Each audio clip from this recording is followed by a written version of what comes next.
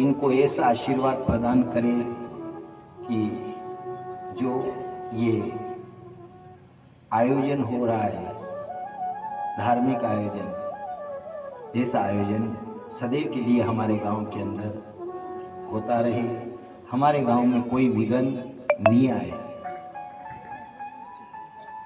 इधर इस प्रकार अपने आप को कथा श्रवण करके सद्गति प्रदान करें। जो आयोजक परिवार हैं, समस्त ग्रामवासी, पिता के समान जो आत्माएं बैठी हुई हैं, आपको नमन कर, वात्सल्य रूपिणी माता हैं, प्यारे बच्चे हैं। इधर जो ब्राह्मण देवता विराजित है, उनके चरणों में नमन करके संगीतकार बंधु जो हैं, माँ सरस्वती की कृपा से ये वाणी का श्रृंगार करते हैं। डेकोरेशन वाले भाई साहब हर शब्द को हृदय के अंदर पहुंचाते हैं। आप सभी को नमन करके आज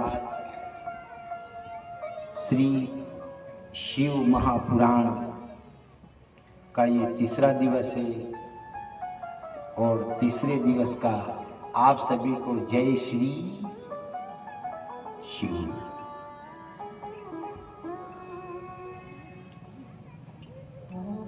देखो, मां जगदम्बा पार्वती ने भगवान भोलेनाथ को पाया है।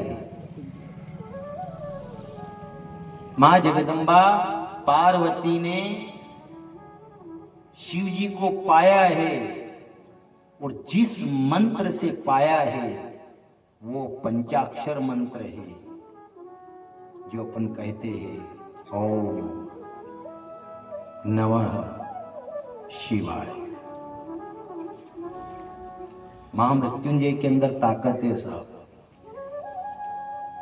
और अगर आपको टेक्निकल देखना है कि ये सत्य है तो ज्यादा दूर की बात नहीं है, लगभग ये 13वां साल जा रहा है। कैंसर मतलब कैंसल, जिंदगी से अपने ये पास में जोधा पिपलिया गांव है, माधुलाल जी पाटीदार, और उन्होंने महामृत्युंजय की माला करवाई थी। ऐसा कहा जाता है कि शिव तो वो तत्व है, शिव वो तत्व है जो भक्ति के मार्ग पर भी अगर जाओ तो उनसे जुड़ करके जाना। उनके डॉक्टर ने कैंसर बता दिया था, उन्होंने देखा, ये एक सत्य बात है, अपने ज्यादा दूर की बात नहीं, ऐसा नहीं कि कभी आप जा ही नहीं सकते हो, आप मंदसौर जाओ तो रास्ते में आज भी ये हो। अब तो उन्होंने ये साल गया, इससे पहले उन्होंने उनके बेटे से कहा, बेटे अब मेरे जीने की मैंने आस छोड़ दी, क्योंकि मेरे जीने की इच्छा थी। मैंने जो भगवान शंकर का जो मंत्र है महामृत्युंजय, वो उसका जाप करवाया था, भगवान ने 13 साल निकाल दिए। अब मेरी इच्छा नहीं है, अब मैं भागवत सुनना चाहता हूं, क्योंकि भागवत से मोक्ष होता है। और उनकी इच्छा थी साहब, उन्होंने भागवत भी सुनी। और जब हम गए उस समय कहने वाले ने कहा, चाहे आप कितनी भी माला करो, कितने भी जाप करो, पर ये मरेंगे। देखो, मरना सभी को है, मरने से सब जग डरे और मेरे मन आनंद, कब मरूं और कब पाऊं पूर्ण परमानंद। गए जब वो डॉक्टर के पास में गए, पर जब वो जाप हुए महामृत्युंजय के, और उसके बाद जब वो गए तो जो थी तो कितने ही दिनों की सेकाई, तो डॉक्टर ने पूछा चमत्कार हो गया, ये क्या हुआ? उन्होंने कहा, मैं माँ जगदम्बा के वहां मैंने महामृत्युंजय करवाया और आज भी जिंदा है। ये सब आएगा, वो जो दिया है उसने, मान लिया संकट दिया है तो वो तो आएगा। रामकृष्ण परमहंस वो भी तो खुद कैंसर के मरीज थे, पर जब वो माँ जगदम्बा के भक्त थे, जब जब भी माँ जगदम्बा को पुकारते वो सामने आ जाती। मांगो, क्या मांगना चाहते हो, तुम कहो तो मैं तुम्हें ठीक कर दूं। उन्होंने कहा कि नहीं। एक विचार करना आप, जब सैनिक के हाथ में, जब सैनिक बॉर्डर पे खड़ा रहता है और सैनिक के पास में जो हाथ में बंदूक रहती है, वो बंदूक ऐसा नहीं है कि कहीं वो सैनिक के सामने कभी कुत्ते भी आते हैं, सियार भी आते हैं, कोई जानवर भी आ जाते हैं छोटे मोटे, उनसे कहा गोली चलाओ, इनको मार डालो। उन्होंने कहा ये मेरे बंदूक के अंदर जो गोली है, ये गोली ऐसे वैसे चलाने के लिए नहीं है। ये मेरी बंदूक में जो गोली है, ये गोली ऐसे वैसे चलाने के लिए नहीं है। जब गोली भरी हुई है, बंदूक है मेरे पास में, पर कब चलाऊंगा, जब दुश्मन सामने होगा। ध्यान रखना, अगर भक्ति से जुड़ना है, भक्ति के मार्ग पर जाओगे तो आपको शिव जी से जुड़ना पड़ेगा। आपको शिव जी से जुड़ना पड़ेगा। अगर संतान प्राप्ति के हेतु भी अगर जाओगे तो भी शिव से जुड़ करके जाना पड़ेगा, क्योंकि जो भी देने वाले हैं वो शिव देने वाले हैं। पर फर्क इतना है कि ऐसा नहीं कि इनसे जुड़ने की कह रहे तो शिव जी को ही तोप करके आप घर ले जाओ। ये भी ध्यान रखना। देखो, पहली बात तो ये है, आपके जो मंदिर के अंदर भोलेनाथ बैठे हैं, ये रोज अभिषेक हो रहा है। अपन कहते अपने गांव के अंदर विघन आते हैं, विघन आता है। विघन कहाँ से आता है? सब कर्म अपने गलत है। ये कटुवाणी है, थोड़ी सी हल्की लगती है, पर कर्म अपने गलत है। इस कारण से कर्म अपने गलत है, उस कारण से अपन दुख देखते हैं। घनाड़ी जावन में सब तो किए, घनाड़ी जावन पजे के का बाबूजी कही हो, सब माँ के घर के अंदर कही भी हो, सो बरगति नहीं है। अब आप देखे हो कभी कभी कहीं भी जाओ तो घना बोल दे के कोई आपके घर में घूमी है, बेचारा कही ले दूसरा के माथा पे दोष दो। आप सर कर्म अपने गलत है। वो कहानी कबीरदास जी ने, बुरा जो देखने में चला, बुरा न मिलिया कोई, जो खोजा अपने आप को, तो मुझसे बुरा न कोई।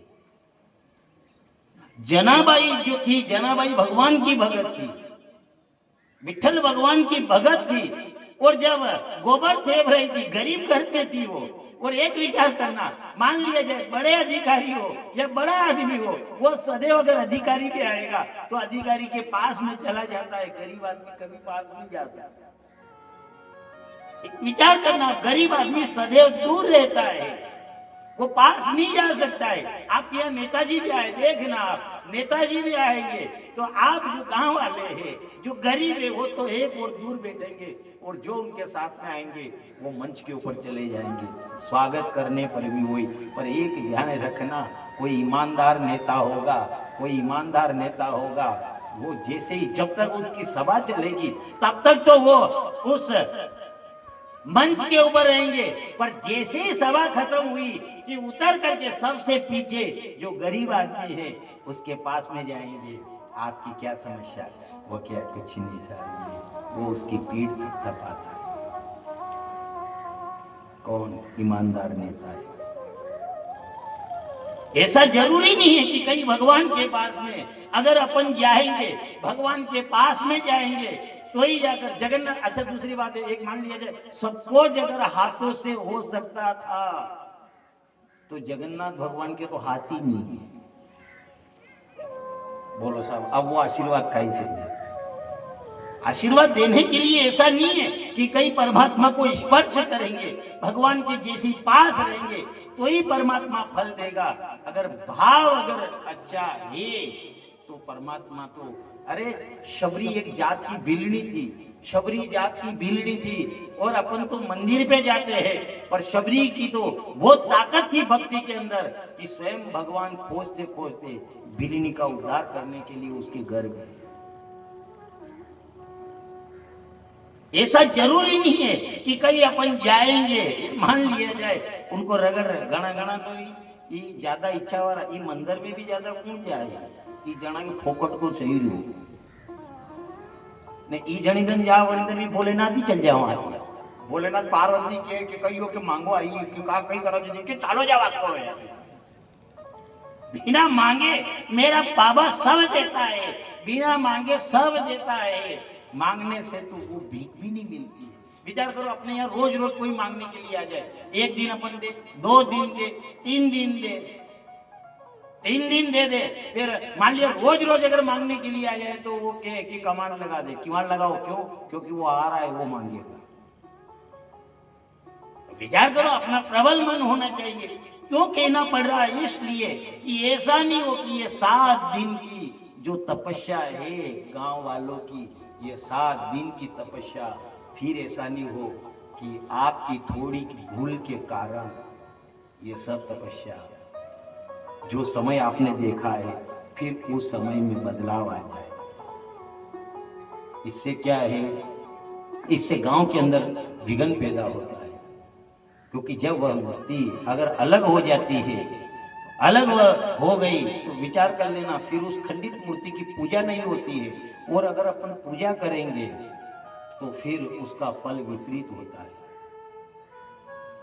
और गलत अगर आप विचार कर रहे हो कि थोड़ी सी भूल ये सब अपनी जो भक्ति है ये भक्ति मिट्टी में मिला सकती है। कैसे? कहा जाता है थोड़ी सी धूल आंख को लाल कर देती है। आपके थोड़ी सी अगर धूल मिट्टी अगर आंख में गिर गई तो वो धूल आंख को लाल कर देती है। थोड़ी सी भूल जिंदगी बर्बाद कर देती है। और नहीं यकीन हो तो आप जितने भी कभी जेल में जाना उनसे पूछना आपको कितने साल की सजा हुई? यार 12 साल की सजा होगी। तो आपको 12 साल की सजा क्यों हुई? अरे 12 साल की इसलिए हुई यार कि मेरी तो इच्छा भी नहीं थी। फिर क्या हुआ? अरे वहां झगड़ा हो रहा था तो फिर मेरी तो इच्छा ही नहीं थी कि मैं जाऊं, लेकिन इतनी देर में क्या हुआ कि मैंने देखा वो दौड़ करके आ रहा और मेरी इच्छा ही नहीं थी और गलती से एक अब बोलो साहब वो चाहता था कि मैं इसको मारूं। ये जितने भी जेल में पड़े हुए सब पछता रहे हैं। क्यों पछता रहे? इसलिए कि थोड़ी सी भूल हो गई। अगर वो क्रोध के ऊपर कंट्रोल कर लेते, थोड़ी सी देर अगर कंट्रोल कर लेते तो ये 12 साल उनके नहीं बिगड़ते, जिंदगी नहीं बिगड़ती। उसके बाद कुछ नहीं होता है। मेरे मन बचता ये रयो सखी, मन बचता ये रयो। जब भगवान कृष्ण 11 साल 59 दिन तक ब्रज में रहे और ब्रज में रहे तब तक तो ठीक है, लेकिन जाने लगे और जिस समय भगवान कृष्ण ब्रज छोड़ करके जा रहे थे सब ने देखा कि आज हमारा कान्हा हमें छोड़ करके जा रहा है। अरे आज अपने नेत्रों को सफल बना लो, ये जाते जाते कान्हा की छवि के दर्शन कर लो। पर एक गोपी ऐसी थी उनमें जो जैसे इधर से भगवान का जाना हुआ इधर पानी लेने के लिए चली गई। सबने वर्णन किया कान्हा ने ऐसा पीतांबर पहना हुआ था, कान्हा ने ऐसे कपड़े पहने हुए थे। अब सब गोपियां बात कर रही है, लेकिन वो एक गोपी जो पानी लेने के लिए गई थी वो गोपी ने तो दर्शन ही नहीं किए। वो एक और गई, वो रोने लगी। वो रोती किसी के ऊपर नहीं, केवल अपने किस्मत के ऊपर रोती है। क्यों रोई? उसने देखा मैंने एक भूल कर दी। मन बचता यरयो सखीरी, मन बचता यरयो। शाम गए तब पनिया गई थी, अब बचता यरई सखी। मन पछताए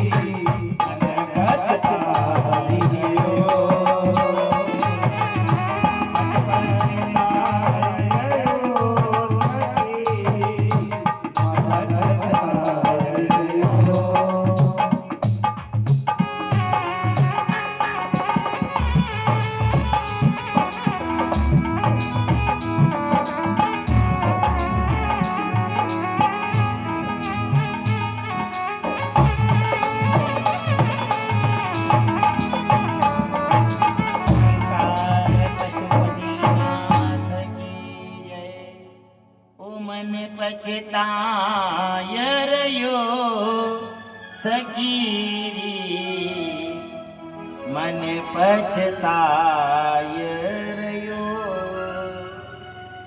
और कहा जाता है कि बाद में पछताने से क्या होता है, वो रोने नहीं, रोती रोज रोती, पर जो शाम गया है वो वापस आने वाला नहीं है। इसलिए कहा जाता है कि सोच विचार करके एक कदम भी उठाओ तो सोच विचार करके उठाना कि आखिर इसका फल क्या होगा। रावण को रोज ब्रह्मा जी शिक्षा देने के लिए आते, रोज ब्रह्मा जी आते, 1 घंटा आकर के और कथा सुना करके चले जाते, और जैसे ही वो गए कि ब्रह्मा जी गए उसके बाद आकर नारद जी आकर कथा सुनाते। क्यों? क्योंकि मन में इच्छा नहीं। एक दिन क्या हुआ, जब रावण ने देखा कि आज तो आलस आ रहे हैं सब, आज मन नहीं है, इधर ब्रह्मा जी दरवाजे के ऊपर आए, लंका में गए और इधर सेवक से कहा जाओ रावण महाराज से कहना कि ब्रह्मदेव आ गए हैं। इधर रावण से जाकर सेवक ने कहा तो रावण ने कहा आज ब्रह्मा जी से कह दो मूड नहीं है, आज सुनने का मूड नहीं है। ब्रह्मा जी चले गए। थोड़ी देर हुई, नारद जी महाराज आए, उन्होंने सेवक से कहा रावण से जाकर के कहो कि वो नारद जी आ गए हैं भगवान का गुणगान करने के लिए, सुनाने के लिए। उन्होंने देखा मैं शिव भगत हूं, मैंने तांडव नृत्य करके और भगवान शंकर को प्रसन्न किया। रावण के मुकाबले कोई नहीं था। जब ज्ञान देने वाली सरस्वती माता थी तो जैसे सरस्वती माता के पास में गया तो सरस्वती से इसने ज्ञान नहीं लिया।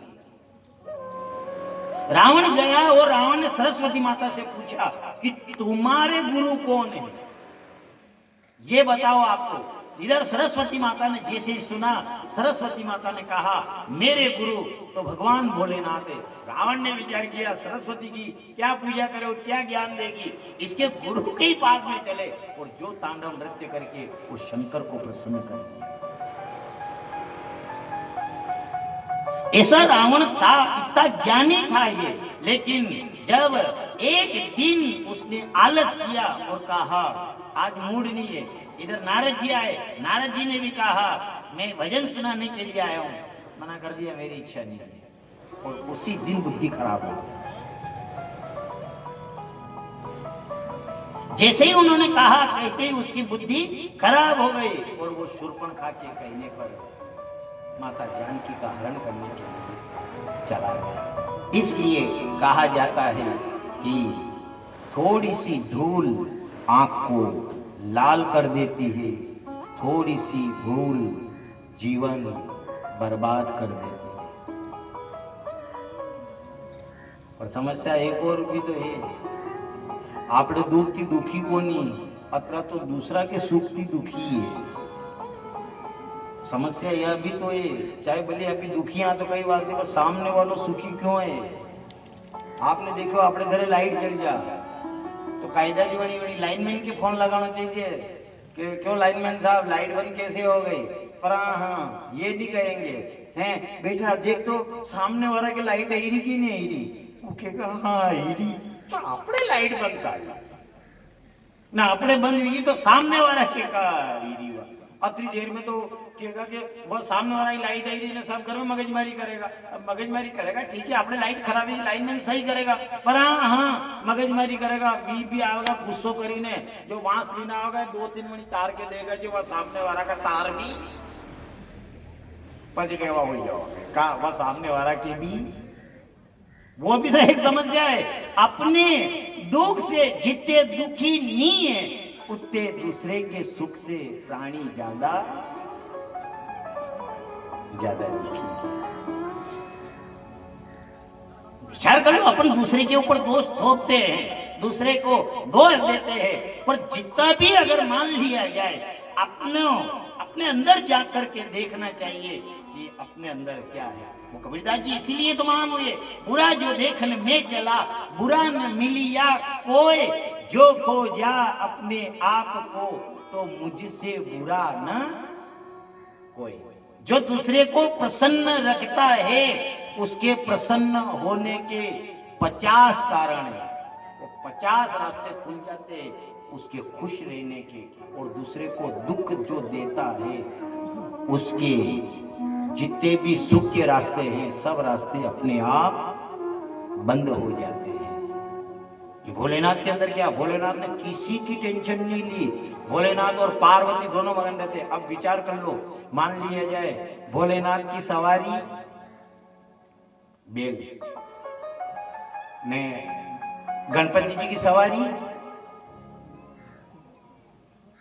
चूहा, देखा होगा आप सबने देखा वैसे चूहा। अच्छा विचार कर लो, कभी कभी गणपति जी ने ये नहीं कहा होगा कि पिताजी हाँ कि अपने वाहन पे आकर बैठ जाइए। कभी कभी बाप के भी अलग गाड़ी रहती है, बेटा की अलग गाड़ी रहती है, सबके अलग अलग गाड़ी रहती है। अब विचार कर लो, मान लिया जाए ब्रह्मा जी के हंस वाहन है, इधर भगवान विष्णु के गरुड़ है, ऐसे सबके 4 व्हीलर है, इन्होंने 2 व्हीलर क्यों रखा? केवल नंदी, और नंदी के ऊपर सवारी भी 2 बैठे केवल, आगे तो भोलेनाथ और पीछे पार्वती मैया, इनके अलावा और कोई तीसरा बैठ ही नहीं सकता है।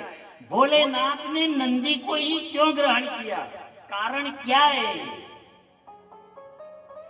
विचार कर लो, आज हाथी पे तोरण मारते हैं, क्या उस समय घोड़ा नहीं ला सकते थे?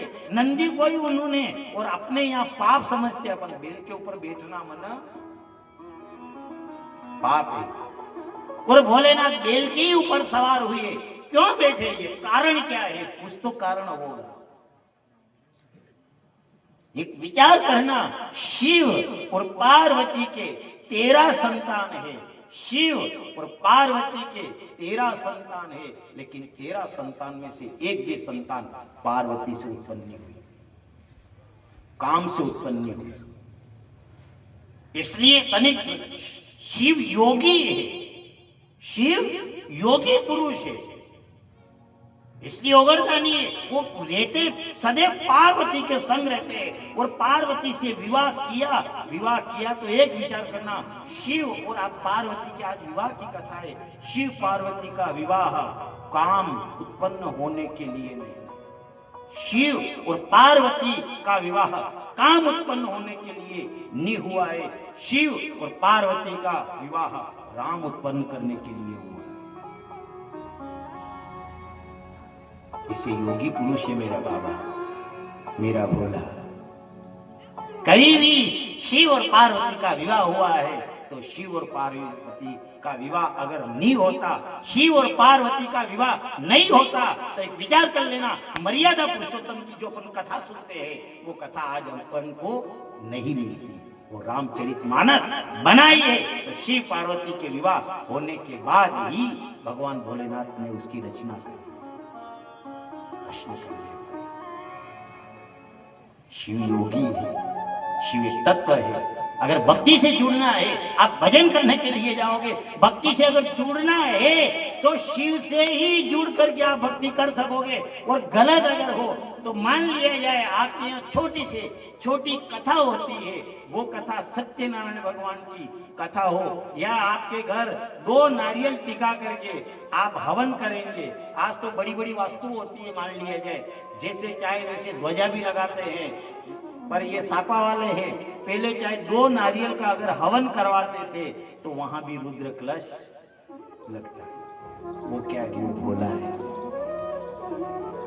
इसलिए भक्ति से अगर जुड़ना है, भजन भी अगर करना है तो मेरे महाकाल बाबा से जुड़ करके अपन भक्ति करेंगे, वही भक्ति अपन को फल प्रदान करेगी। इसलिए कहा जाता है और ज्यादा आए या नहीं आए, लेकिन सवेरे उठ करके रोज एक ही जाप करना चाहिए। हमने भी गाया तुम भी गा लो, नमः शिवाय ओम नमः शिवाय। हमने भी गाया तुम भी गा लो, नमः शिवाय ओम नमः शिवाय। हमने भी गाया जरा तुम भी गा लो, नमः शिवाय ओम नमः शिवाय। हमने भी गाया जरा तुम भी गा लो, नमः शिवाय ओम नमः शिवाय।